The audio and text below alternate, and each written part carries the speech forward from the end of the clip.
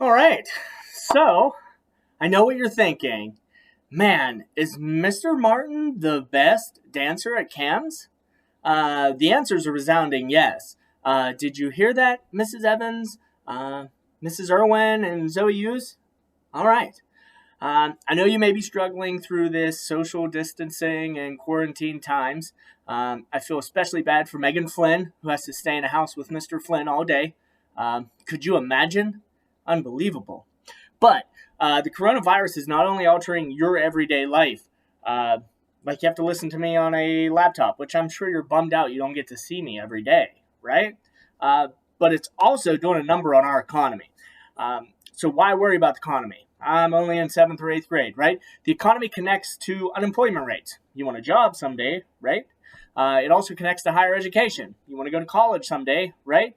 And it also connects to retirement and pension plans. You want to retire someday, right, Mr. Flynn?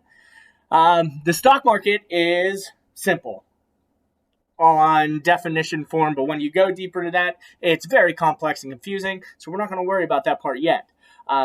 So the stock market is basically where investors go to buy and sell stocks and investments.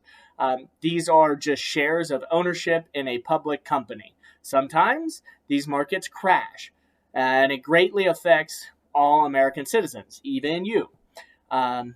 So stock market crashes have happened before, and it is a complicated topic to understand. So we're going to try to break it down quickly and briefly.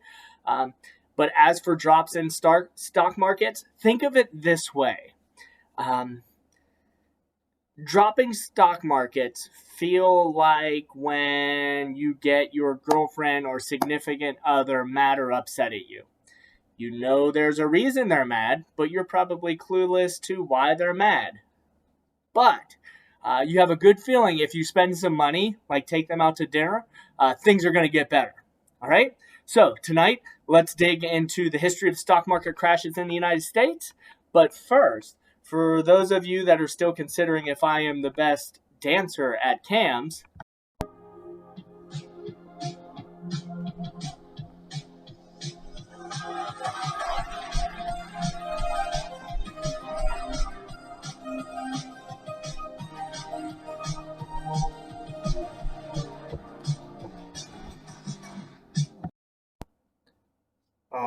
one second, I'm on a very important text message with a talent scout because of my dance moves, obviously. All right, so I don't think we need to spend much time on what just happened. Collect your brain that I just blew apart with the dance moves, and let's talk about stock market crashes. In U.S. history, stock market crashes happen regularly, kind of like pandemics. Also, like pandemics, we get over stock market crashes and have major market recoveries typically. All right. There's a disagreement among historians on what must happen for a stock market crash to be called a stock market crash. So we're just going to go with this. A stock market collapses when it loses 10% of its value. At that point, we'll call that a crash. We've had 4 of these in the United States history, but we must not forget about the epic Dutch tulip crash in 1634. Oh yes, tulips. They were seen as a status symbol, kind of like having a Tesla is today. But that is neither here nor there. Let's focus on the 4 American market crashes. The first one, you've all heard of it, October 29th, 1929, or Black Tuesday, which is ironic because we call the worst pandemic in the history of the world the Black Death. Whatever, let's keep it rolling. Rapid expansion of the U.S. stock market led to wide speculation resulting from the roaring 20s, the booming 20s. Everybody's partying, nobody's drinking, thanks Prohibition, but everybody's dancing, sneaking alcohol, and just having an economic boom. The crash was a result of stocks being valued much higher than their actual value was, low wages, debt proliferation, struggling agriculture, and large bank loans, and also some rises in unemployment. The crash itself resulted in billions of dollars lost and thousands of investors losing their job. But more importantly, it brought us into the Great Depression. You've heard of it. Thanks to World War II and over a decade of public works, we were able to pull ourselves out of the Great Depression with increased manufacturing for World War II. Next, the crash of 1987. Many people try to throw blame at this stock market crash at me since I was born and because I did come out killing it right away. But no. I digress. It was not me. We call the day of this crash, wait for it, Black Monday the 2nd.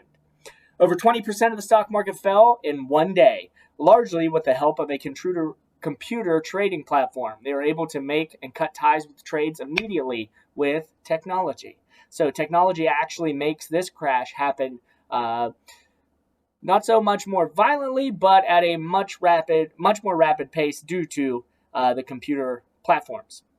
All right, so the market recovered again, and like all crashes up to this point, we've recovered, and for 12 years after, we had some pretty solid growth. That is, until the dot-com crash of 1999-2000. This is Y2K. We all thought the world was going to end on New Year's Day of 2000. Everybody planned for it, and obviously it didn't. Seeing as the name .com is attached to this crash, websites were to blame. They were overvalued, and they were popping up like hotcakes all over the place. All sorts of new .coms. The internet was becoming this thriving, practical business. Everybody was getting a .com, and everybody was overvaluing them, just like they did to stocks for the initial crash. Now, unlike the other crashes to this point, it wasn't a one-day event. It's considered to have dragged on for almost a year. That is, until Wall Street started to look at these .com companies and evaluate them more accurately. All right. Lastly, 2008, the Great Recession, mainly caused by the housing market bubble being popped. If you want to get a good understanding of this, watch the movie The Big Short, and it'll give you the whole gist of what was going on with markets, mortgages, and people being unable to afford loans that they were taking out. To avoid absolute collapse of the stock market during this, the government bailed out large banks that they considered to be so important that they could not fail because so many people were invested into that bank.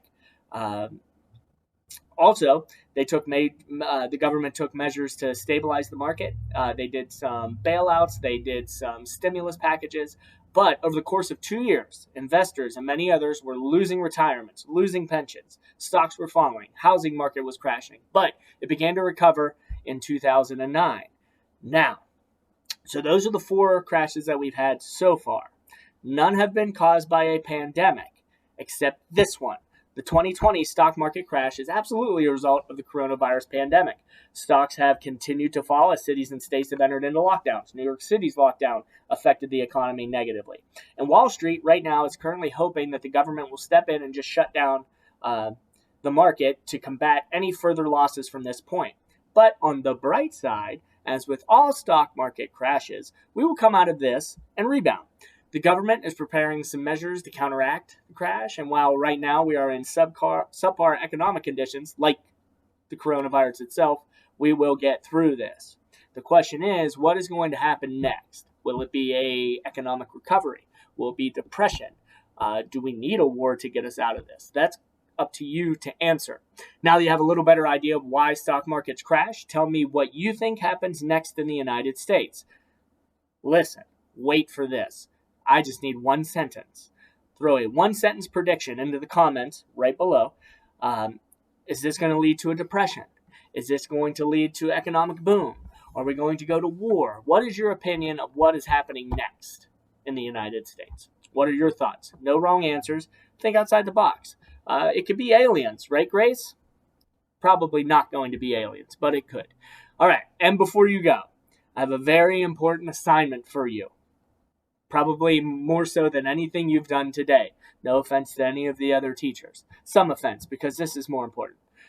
What Netflix, Amazon, or Hulu shows, documentaries, or movies must I watch over the weekend? Put them in the comments below so I can pass my time doing work and watching some entertaining things on Netflix, Amazon, or Hulu. Got it? All right. So I know you may be getting cabin fever from social distancing and quarantining, but think back to happier times. You'll get through this. I like to think back to the time that I laid out Mrs. Evans, Mrs. Irwin, and Mrs. Primus in bubble soccer.